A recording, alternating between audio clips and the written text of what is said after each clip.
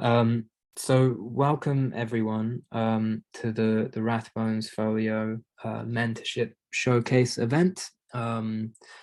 This is the fourth event that we've done and the fourth year that we've done the Rathbones Folio Mentorships, which are run in association with First Story. And for those of you who don't know, the Rathbones Folio Mentorships pairs members of the Folio Academy, which is a body of writers and critics.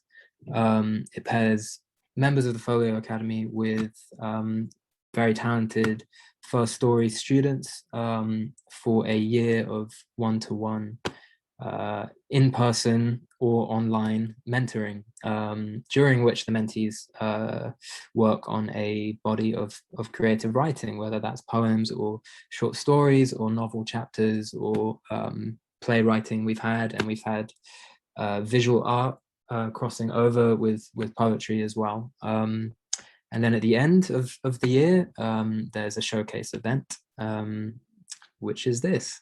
Obviously, doing it online is still a relatively new thing for us. We did it online last year, given everything. In the first 2 years, we did it at the British Library, a public event. And hopefully, one day soon, we'll be able to return to the British Library. So the way this evening is going to work is that each mentor here will introduce their mentees, who will read from the creative writing that they've been working on across the year. Towards the end of the event, we'll have a short Q&A where you can ask mentees questions about the process and things like that. And I'll also be saying a few words about the Rathbones Folio Mentorships Anthology. So this year we are publishing a printed book, an anthology, which gathers together creative writing from the past 4 years, the cohorts from each year of the mentorships. It feels kind of strange that it's been 4 years, that it was 2017 that it was founded. And I'm really glad that the program has continued for 4 years, and that's definitely down to our association with First Story. So thank you to them, and it's also down to the wonderful mentors, but also importantly the mentees in each year's cohort. So I'm actually going to shut up and stop rambling, and I'm going to hand over to Rachel Long, who will introduce Alice, the first mentee who will read this evening. So over to you, Rachel. Thank you, Rao, very much. Alice Impey, or Frankie as I know her, is currently studying art, music and performing arts at college. She hopes to go on to study paramedic science at university, but she would also love to explore careers in entertainment such as acting, music, and motivational speaking. It has been my great pleasure to be Alice's mentor over this year. I knew from her initial application statement that she was very special. She has that unpin-downable wonder and thirst for everything possible. I hope that she will not mind me saying that this year has been quite difficult for Alice to juggle, and to write whilst juggling, we all know, is very hard. And it is to her testament that she came through and powered on and has contributed 2 poems and 2 paintings to this year's anthology. She is a true and promising multidisciplinary artist. Frankie, it has been a joy to work with you and to be your mentor. Tastes of spiraling, dripping senses. Let me find him, speak his name, swaying the empty roads, to be held, to be free. Talk to me, stay, breathe. The truth is turquoise, a sea of stolen biscuits and raids of accusation. The truth is puppy dog eyes and squeezy hugs, the I don't mind when you're itching inside. The truth is the moon, that when the tsunami smacks its lips with a chef's kiss. The truth, a glance, the dog ate it, I promise. Thank you so much, Frankie. Well, we are moving on to Katie now, who I believe sadly isn't in attendance. But otherwise, Paul, I'll hand over to you to say a few words. Paul Farley, who's Katie's mentor this year.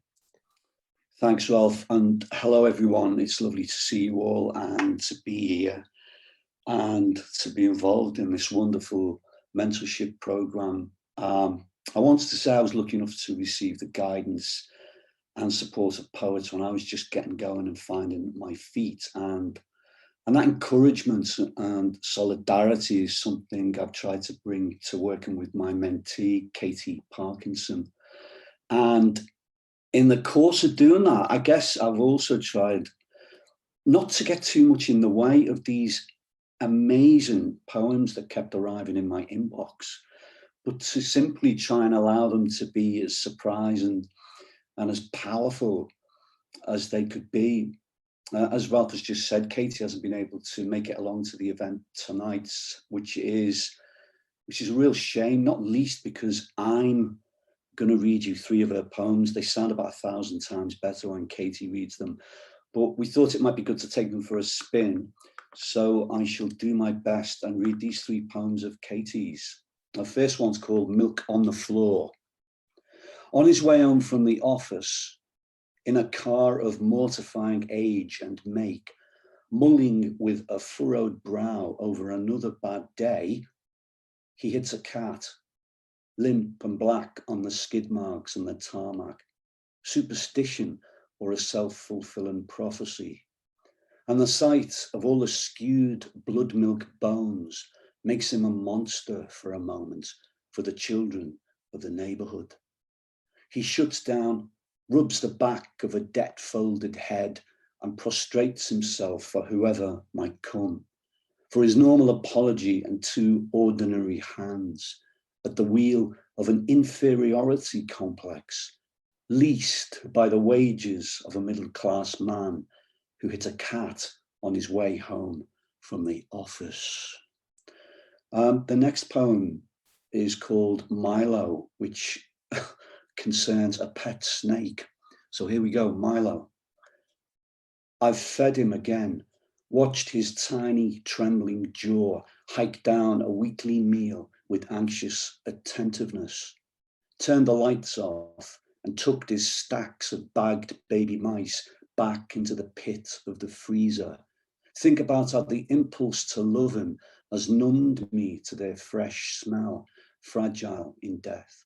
And remember what every website maintained as I researched how to recognize infections in reptiles. It may tolerate you. Its tolerance cannot be love.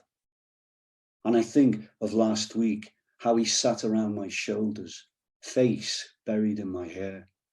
How I felt his tongue like a dandelion seed on the rim of my ear. His blatant lack of fear. And I wonder if I were transcribed and researched like an animal bred for humane consumption, would they take care to note how this firehead child, avoiding its mother's gaze, felt safe in her company? I look at his body, muscular and bright, half buried in substrate that sets off my allergies, and know that we will never be shown that kind of mercy. And the final poem from Katie's selection that's going to be in the anthology that Ralph mentioned is called Roadkill Comfort Food. What is it I'm looking for when I see death? Staring blankly at the road on an open evening, watching the paint slipping under our wheels, as the wind whips up some white flagging pigeon, clean feathers ruffled in the highway rush. And it's fresher than what I've grown used to, an impression of mincemeat spilling into the floor. I once joked that a rabbit had burst into raspberries when I felt it was getting too much. A quaking thing who was looking to be lulled back to sleep by an innocent, empty old road. So that was a shame that Katie wasn't here with us. Those were really wonderful poems, and you more than did justice to them, Paul. So I'm here to introduce Priya Gill. So in a year defined by a global pandemic, working with Priya was actually a happy gift from the universe. And from the first time I met this smiling, funny, confident, yet humble young woman, I saw she was special. In addition to being kind, thoughtful, and hardworking, never missing a deadline for any of the writing exercises I constantly threw at her, Priya has public charisma too, and a particular gift for reciting speeches from memory in rhyme. Because of this talent for rhyme, I wanted to see what Priya could do with classic forms like sonnets, villanelles, pantoums, and triolets, even if some of those forms are currently seen as a little retro. She gave all of them a go with fresh, energetic, and contemporary results. She even wrote a wonderful sestina, which, as any poet knows, is an extremely difficult ask. She's also gifted with prose, dialogue, fragments, and aphorisms, and is an all-around versatile writer. Priya, who is the same age as my daughter, became known in my household as my Darby daughter, and she is indeed very special to me. I thank the Rathbones Folio staff and First Story for preparing us, and to everyone in the audience, thank you for attending. You're in for a treat. Please welcome Priya Gill. Oh, thank you. I feel very honoured to have been introduced like that, and thank you to Catherine as well for putting up for me. That's not right. With me for a whole year. So the first piece I'm going to read is called "The Mind of a Martian," and it goes like this. Let me tell you what I learned today. A gig on planet Earth is not just a carriage to be pulled by horses, nor a boat to be rowed, but a celebration of culture to be attended by humans. From start to end, the gig holds surprises around every corner. For one, the banners everywhere read Wireless 2019. Wireless. As far as the eyes could see, there were wires and cables powering all kinds of light and sound inducing machines. There also seemed to be people, slightly stressed, beckoning the public to buy their ultra small, seemingly exorbitant foodstuffs. Why you wouldn't just eat before the event still has me in a great state of confusion. There are some drinks that you have to be over a certain age to buy. It's either 18 or 25. The information is presented in the most inconvenient ways. First, the voice through a sound amplifying device, and a poster giving you completely different information. I don't get it. People performing made me feel a great wave of hilarity.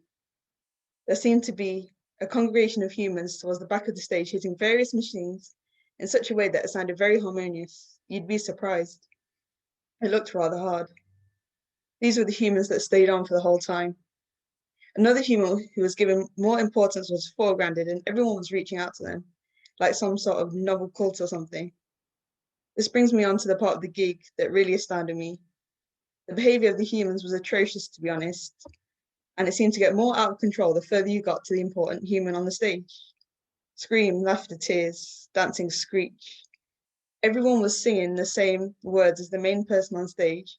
There was only one important person, the chosen one, I suppose.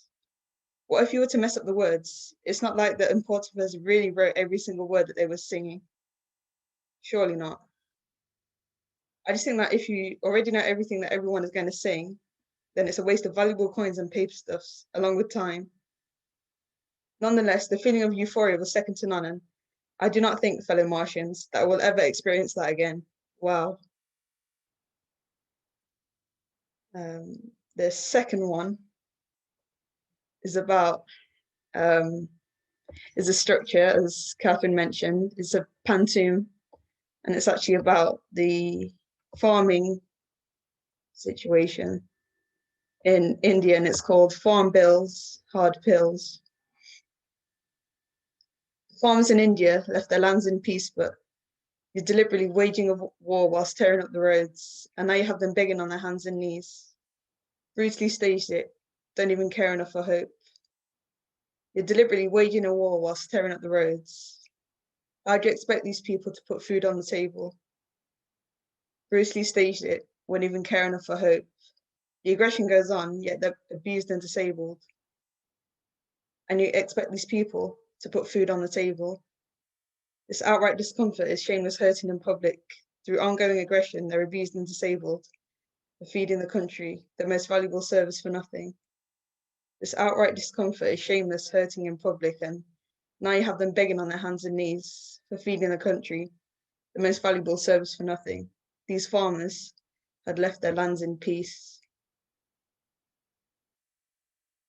And the final one, to end on a note of hope, is a biography poem called Malala. So, dubbed the most prominent citizen by her prime minister, equality is what she came to serve. For boys and girls to school together, she just wanted to learn. At age 14, shot in the head, stopped with a mess. She just wanted to learn and allow girls' voices to be heard loud and clear. Be proud, my dear. She just wanted to learn. It was award-winning advocacy, a Nobel Prize actually, that gave her the space to learn. A degree from Oxford, global accolade, awards for days the law engaged, the poor got paid. Even an interview from Harvard. These are the sort of gains when you're given the space to learn. Hello everyone, my name is Priya Gill. It's an honor to be here as one of the Rathbone mentors. And I'm just going to introduce to you a writer of the future, one that I'm sure we'll be hearing a lot from in prose and in poetry. Samaya Shrestha says, writing for me has turned out to be a safe haven since I was a toddler. It has opened up new opportunities such as First Story, which has helped me to be more creative and has allowed my ideas to flow smoothly in the form of simple words. Other than writing, I am interested in reading and volunteering. It allows me to understand more about myself and those around me. I have volunteered at multiple youth centres and care homes that have provided me with various ideologies and perspectives, which I believe has been crucial to my journey of writing. And something I should say, as everyone has touched on, how difficult the past year has been for all of us for different reasons. And Samaya has had so many exams and yet has somehow found time to read the poems that I'd sent her, found time to just kind of look through and redraft and some of the reading, which sometimes, if I'm honest, as a mentor, felt cruel because I got a real sense of how stressful the kind of exam culture is, and that on top of a pandemic, on top of the worry and fear, the family life and everything. I just want to say I've been immensely proud and impressed with Samaya. She first came to me as someone who said that she'd never written poetry before. In fact, she was trying to write a novel. She was calling herself a prose writer. And at first I was stumped and I thought, oh my gosh, what I don't write prose, I'm very much a poet. But what Samaya has is a very unique, dynamic writing talent, which I could see very early on that she was able to take her talent as a story writer and also as a listener and weave that into poetry.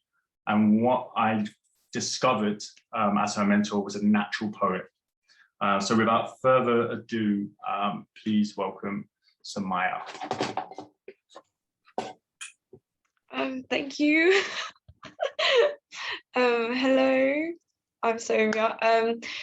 The poem that I will be reading is I see a painting of Vayu, and I kind of wrote this as, I don't know, as a connection of me to what I've been brought up with, and kind of like reconnecting those connections. So I see a painting of Vayu. A vivid image of a cottage life is carved in the ivory rock inside a display case in this British museum, yanking my consciousness back to dwell in the comfort of my lineage, Nepal. My ears recall a familiar morning crow as the body of stone in front of me begins to transform into thatched bamboo huts, and the rough surface of the carvings grow fainter under dense layers of fog. In Duakot, adjacent to the capital city of Kathmandu, a rugged contrast of culture and westernization. The village's sluggish movements float amongst the heavy smoke from burning logs and the fog alongside the rice crops. In this British museum, I see a painting of Vayu, sat on his gazelle vahana, darting his crow-like eyes among the people unknown to his unforeseen wrath. Oh, Lord Vayu, mercilessly riding on your shiny coach with thousands of purple horses, the air now heavy as a concrete and steel statue, heavy as the rocks from the land deemed underdeveloped, heavy as the people who chose to exclude the richness of their culture and its essence. Vayu, you release your cyclone towards this western air I breathe, deriding me for neglecting my heritage and soil that had supported me since my early steps. Vayu Deva, defender of the northwest direction, you chuckle away with your blasting breeze and the neighs of your horses as I blink away my tears under the limelight of this British museum. Another one that I'll be reading is Memories of Godavari, and this is kind of going back on my moments with my friends back in my hometown. The wet mud of Godavari. Memories of Godavari. The wet mud of Godavari beneath our shoes as we dash across the slanted rocky hill towards the glistening Bagmati River. My friend Nima's laughter is a kind of company, filling the barren land and sowing us deep into my mind and the depth of this unforgettable soil. And the last one that I'll be reading is my extract from the novel that I was writing, but we had to kind of like transform into something else. I inspect my thin arms and legs. They have black spots, which I figure were bruises. Moreover, my fingers and toes bleeding from the cuts and scrapes. I notice under the dim light marks of cuffs or tight ropes around my wrist. I'm held captive, the creeping chills through my body. The tightness returns to my chest, trembling. I kneel to the frosty ground. I hear screeching from behind those trees. I shoot my eyes across the barren land to find nothing. I start counting slowly under my breath to calm my pumping heart. My eyes fix on the moonlit soil as I console myself by believing it was just a mere hallucination. My eyes make out a stretched shadow of a moving human figure. I tear up as my body tightens. I feel a heavy breathing down my neck, a crisp and harsh breathing. As I turn around to face the figure, it let out a shrieking wail. I jolt up screaming, pushing the covers and pillows away, holding myself with tears streaming endlessly down my face. Thank you. I'm not sure the audience can see, or maybe you can see, but we're all like very enthusiastically clapping our hands. Thank you so much, Samaya. I mean, thank you, everyone. I had to physically like restrain my jaw from dropping like throughout that entire thing. Everyone's readings. They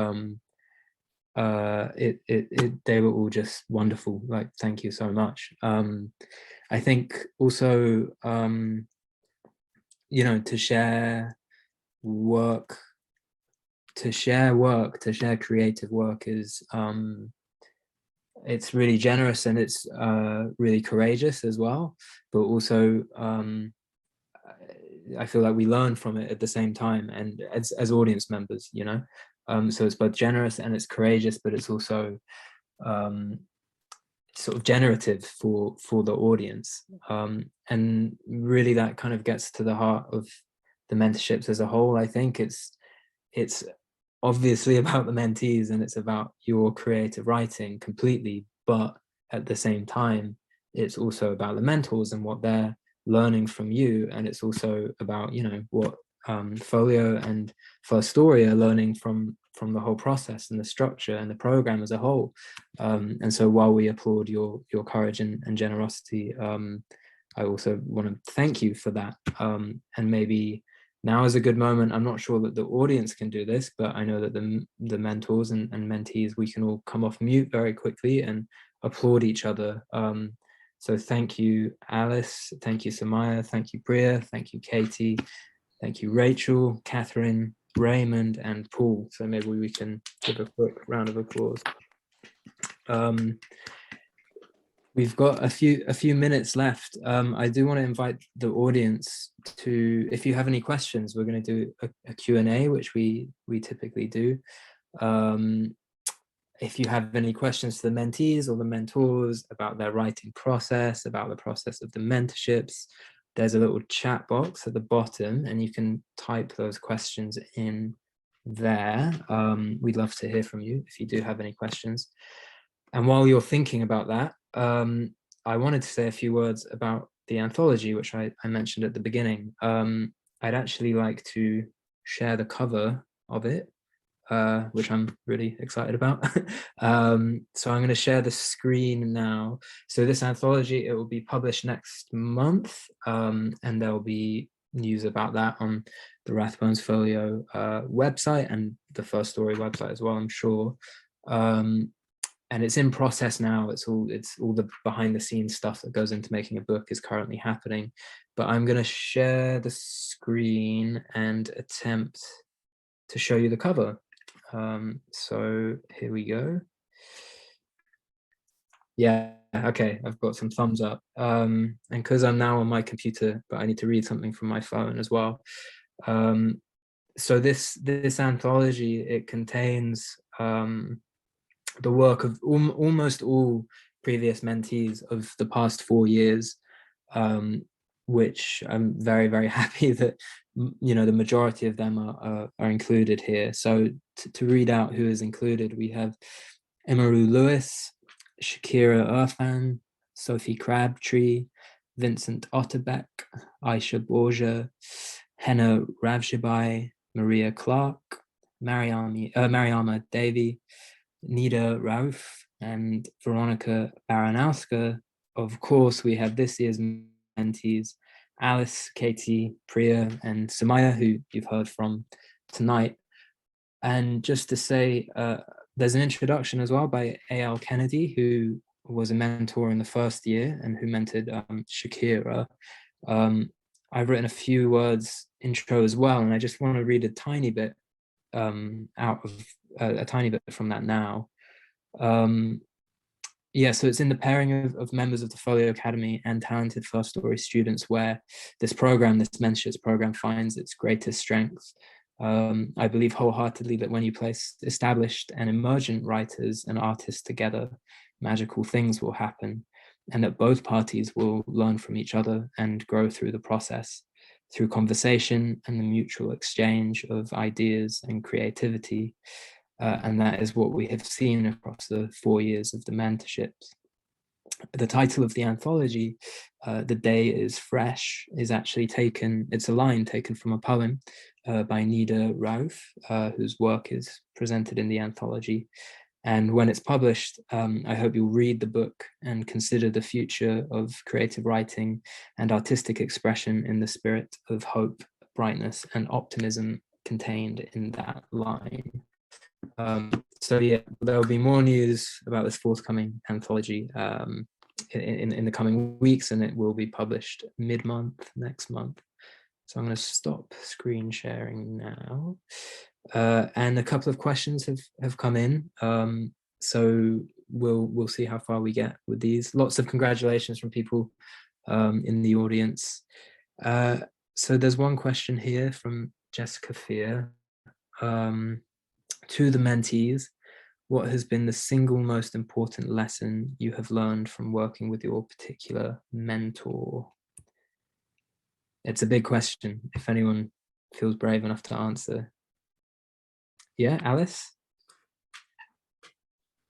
I think the best thing that Rachel has taught me is that you don't always have to be like on top of your game. You don't always have to have creative ideas flowing, that sometimes it's okay to like take a break, and it's not a bad thing. It's good to like regenerate, and then more ideas will come from that. Thanks, Alice. Priya?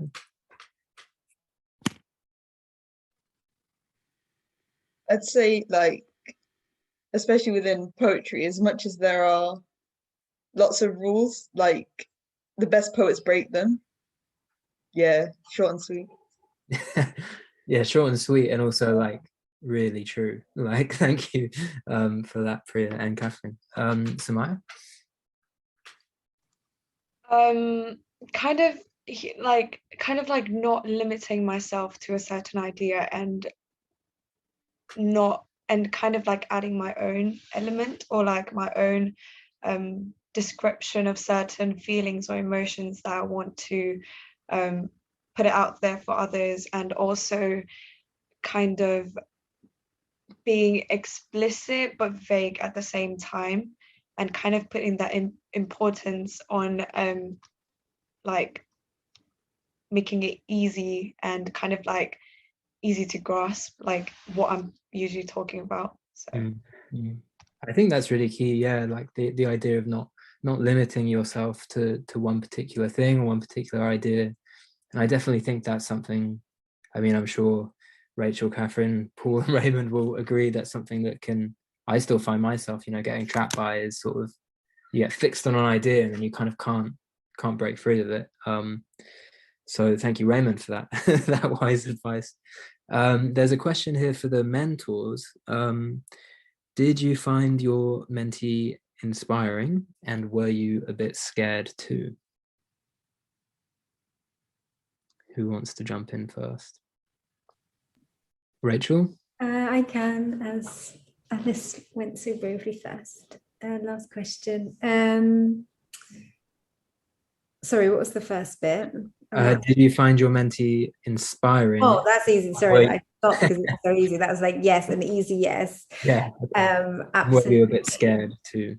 We're a bit scared. I think it's always slightly scary to embark on any new relationship, especially one that has kind of going to last a long time. At the beginning, this is going to be a year's mentorship, but like I said in my introduction of Alice, like I knew from reading her initial statement, or I had a very good feeling that we were going to get on just fine. Thanks, Rachel. Catherine? Yeah, I found Priya incredibly inspiring. And yes, I was nervous because most of my teaching experience is with adults and sometimes at the university level. I do sometimes work with teenagers and high school age students, but I was nervous about that aspect. Would I be like incredibly old and uncool and not somebody she'd want to work with, especially because her favorite poet is George the Poet, and who's cooler than that? So, yeah, and I think something I learned from her was, she just gets on with it. She just writes the thing. You ask her to write a sestina and she just writes it. And there isn't a lot of angst and a lot of, there's still that sense of play, and that sense of play that it's so important when you write, I think, to write something kind of fresh and energetic. I feel like the further along you can get as a writer, the more anxious you can become about, about how it's going to be received. And she just didn't seem to have any of that anxiety. And plus the way that she performs I could learn a lot from that. She has just a very free way of performing in front of people. And I think that's wonderful. And I hope that that will serve her well if she continues down this path, as I hope she will. Thank you, Catherine. Thank you. Paul, how did you find it? Were you also scared as well as being inspired? I was definitely hugely inspired, yes. And yes, scared, of course. It's a privilege, but it's also a great responsibility. I think, like I said in the introduction as well, I didn't want to, it's a strange transaction, isn't it? I didn't want the poems to be like my poems at all. In fact, there's already enough of those in the world. I wanted them to be Katie poems, and I wanted them to be as good as they possibly could be. And I saw it as my job to aid and abet that. But Katie's poems came bundled with such a, I don't know how you'd describe it, a kind of formative energy every single time. And they seem to get better and better as, you know, each new kind of batch arrived in my inbox. So it was inspiring and kind of overwhelming as well. So I found it a kind of marvelous experience, but one of great responsibility too.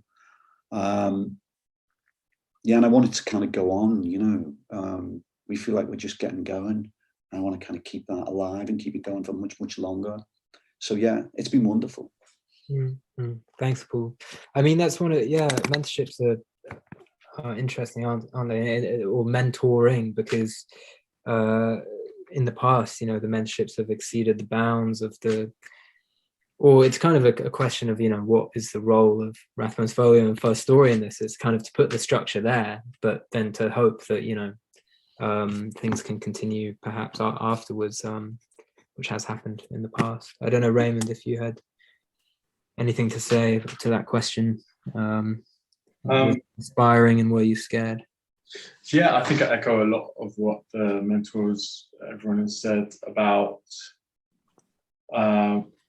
first off, being inspired, yes, because what I could see from the work, which I have to stress, there was no poetry; it was all prose. So when I first read it, I was like, I'm not a prose writer. I can't teach prose or novel writing. I don't know if I could, if I'm the right mentor for this poet. If I'm honest, that was my first response. But I'm so glad that I pushed through that fear and took Samaya on, because she did end up inspiring me, because she showed me how, a bit like what Catherine was saying there about, you know, meeting a writer who is adaptable and just willing to try. And one of my favorite quotes about writing poetry comes from Mary Howe. She says, every poem needs to show its discovery of itself. And everything that Samaya wrote sometimes Samaya actually wrote, like kind of overwrote, almost said so much, because she's able to think through a moment and just give so much description just naturally. And a lot of my job when I was looking at the work was actually more about kind of just taking stuff away and leaving the stuff that was already there. Some of the stuff that was already there. And so I was inspired by that, because I think it reminded me of my own, I think I also do that, of sometimes maybe, the opposite of that, sometimes being a bit rigid in my ideas of what a poem is or how to get into a poem. So just seeing, again, someone who was confident and willing to try something new, because I want to stress as well, even though I was writing poetry privately for most of my life, I wasn't public with my poetry until quite a bit later on.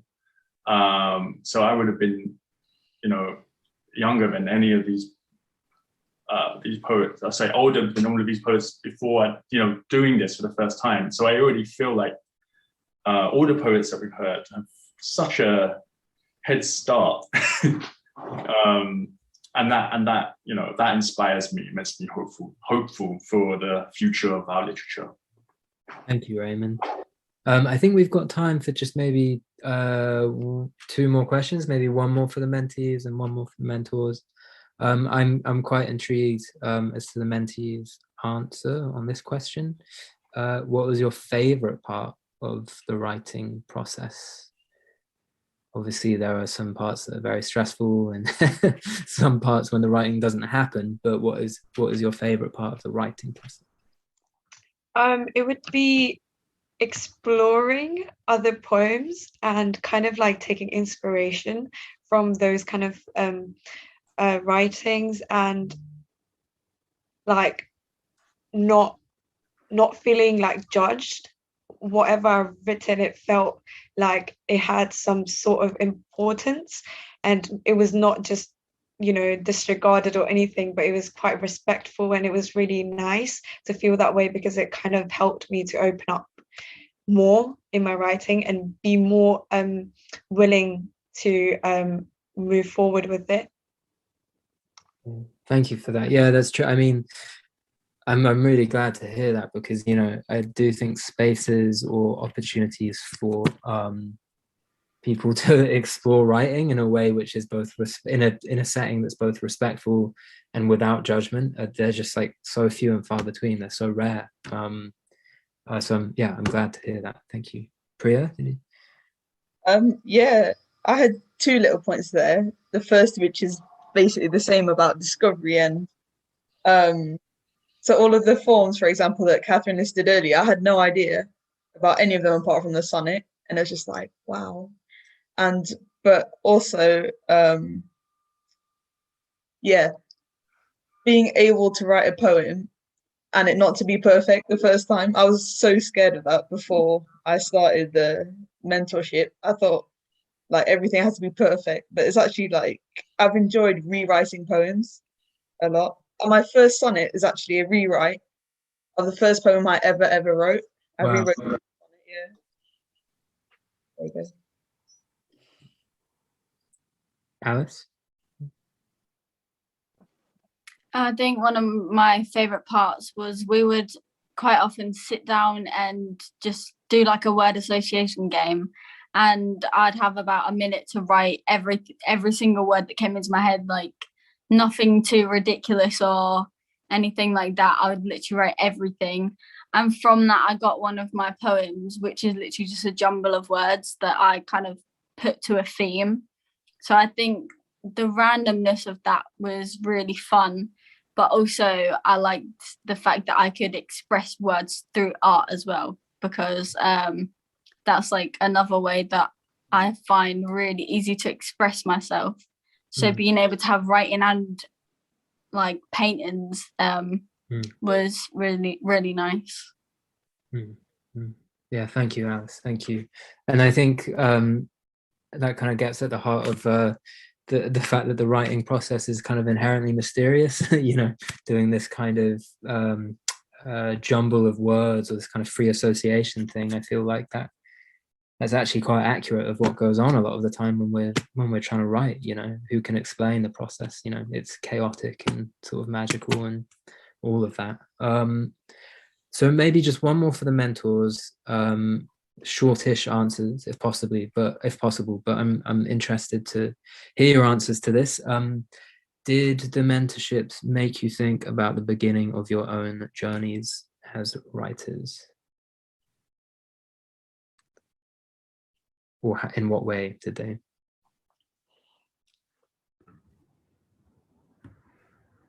Someone's dropped off, but I can't tell who, and someone's got their hand up. Yeah, I was just going to say that I often find, and particularly in the case with Priya, when looking at I'll comment on that. My unmute. Can you hear me? Yep, Paul. Frozen. Oh, you have frozen. Maybe you could try and come back in a sec, and Catherine can finish our answer. Okay, it's just how what a high level young poets, particularly Priya and these poets we have here, are writing now much better than anything I was writing at that time. It just, everything seems to have jumped so much. But I didn't have mentorships in the same way, and wish I had, but I just feel like things are professionalized much earlier now. Thanks, Catherine. Paul, did you start answering the question and then? Oh, you're on mute. There you go. The host muted me.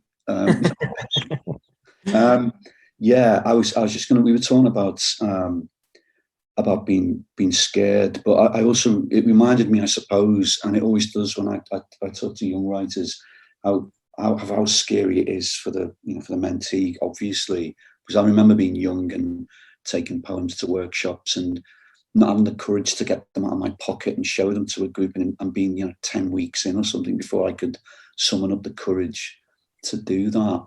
And I think you would kind of forget that at our peril, that it's an incredibly brave thing to do, to be sharing work, even though clearly we're all of us making this a kind of a very safe space where that can happen. And it brought all of that back. Actually, I'd forgotten just how nervous I was of the encounter from that side of the equation. Yeah. Thank you, Paul. Rachel? Just very quickly, it absolutely did make me think of my mentorship with Caroline Bird, and that was through the Gerard Arvin scheme. And working with Caroline Bird for that year just really accelerated so much for me. And so I think I model a lot of the way that I mentor and try and hold the space and the work with Alice this year on all of the brilliant things that kind of Caroline did with and for me. But also each poet, each person is different as well, and each mentee will be different. But yeah, it absolutely did make me think of Steiner and how exciting and petrifying and beautiful beginnings are, or working with someone is. Thanks, Rachel. Raymond? Oh yes, sorry. Yeah, so just to say, briefly, some of my first mentors, I didn't really have them or find them until years, until I was kind of, I was already writing on my own and then going to open mics for years. So I really want to give a shout out to my mentors. So my first mentor was Malala Booker, and Jacob Sander Rose. They really kind of took me on, and they weren't necessarily engaging with me in a way that's even as close as this has been, like sharing work. It's just encouragement. It's just someone saying you're doing something important. What you're doing is part of you, and I recognize it as part of me. So that has been such a grounding thing for me to working with Samaya, working with someone who's at the beginning of their career. What we all do as poets it unites us all. Basically, we are in this country called poetry, and we're all citizens, and we're all welcome, and we also rejoice and celebrate in this shared world that we have of literature and language and poetry. So yeah, glad to be here. Thank you, Raymond. I think, what you say there about like you get mentorships that don't have to be quite as close as this, or maybe not as structured as this. I mean, obviously that's our goal here, but in general, I hope the one thing the mentees you'll take from this is the importance of like having people in your life who see that thing in you and like recognize it and see it in themselves and will encourage you. Like I've had a few people in my life who have done that, and it's such a fulfilling relationship that it will sort of stay with you forever. I think now we should probably wrap up, actually, because we're pushing the hour mark, even though there are loads of questions and we could talk all evening, I'm sure, but we should probably wrap up. I don't know, Charlotte, you mentioned you might want to say one or two words before we finish. Thank you, Ralph. Yes, I just really wanted to, on behalf of First Story, say thank you to you and to Andrew. You know, First Story really values the partnership we have with Rathbones Folio Mentorships. It's one of the most exciting of our partnerships. It offers our First Story alumni a unique opportunity to really develop their writing over time and to build confidence and explore their creativity under, you know, a really inspiring, you know, mentorship of an acclaimed professional writer. And we know that it's a life-changing experience for our young writers, and sometimes the start of a writing career. And for the mentees that choose not to be writers, they gain, you know, so much from the mentorship that they can transfer into other areas of their life and future careers. And well, this evening is definitely one of the highlights of the First Story calendar. The team is always so proud to come to this event and see how these talented young writers have grown and how their writing has developed and matured through participation in the programme. And well, the writing shared this evening was exceptional, read with such confidence and ownership. And I just want to say that I commend you all, Priya, Alice, Sumaya and Katie that's not with us this evening, on your commitment and your accomplishments. And I just really encourage you to continue to write for pleasure and to bless audiences with your incredible talent. So thank you to everyone this evening. Thanks very much, Charlotte. Thanks for those words. My final thanks before the final thanks, but my final thanks goes to Arvon for hosting the event tonight. Arvon at Home hosted the showcase last year, which was then the new normal, which is now, I don't know what it is now, where we are now. It's just ongoing strangeness. But thank you, Arvon at Home, for hosting this very professionally. And finally, yeah, just one more thank you to the mentors and the mentees for such a brilliant and inspiring evening. We can do another round of applause. And thank you to the audience as well for your brilliant questions. All right. Thank you, everyone. With that, I think we'll say good night.